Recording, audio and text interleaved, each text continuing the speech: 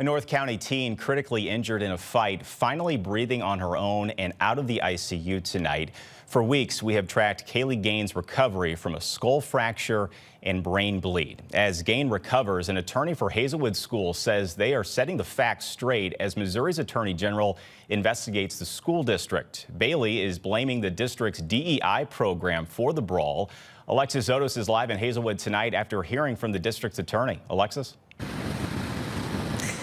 Corey, in this 3-page letter, the Hazelwood School District attorney has some harsh words for Attorney General Andrew Bailey, saying that he is politicizing the fight involving Hazelwood School students that happened just a few blocks here from the high school. Now, bullet point after bullet point, that attorney points out inaccuracies in that notice of investigation sent by the Attorney General. Now, that notice was sent last Friday by Andrew Bailey to the Hazelwood School District, alleging that the fight, which left student Kaylee Gaines critically injured, was a result of the district prioritizing race-based policies. But there are several factual errors, including the wrong date of the fight, saying it happened during the middle of the school day. The fight itself, which has now been seen by millions on social media, happened after school and off campus.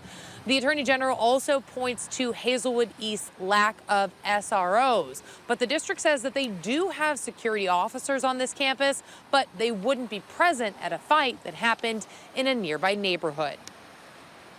As attorneys, before we file a lawsuit or before we file any sort of complaint, we have to do some sort of cursory investigation to make sure that what we're alleging is true.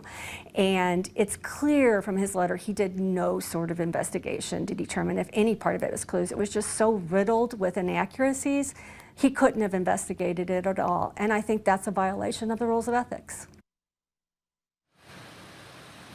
The attorney for the Hazelwood School District says they are considering a bar complaint against the Attorney General. As for this fight and the investigation, I did touch base with St. Louis County Police today. They say in their investigation they have found that race does not appear to play any role in that fight. Coming up all new at 10 o'clock, we are going to have more on the investigation and the legal process of what happens next for that 15-year-old who remains in juvenile custody.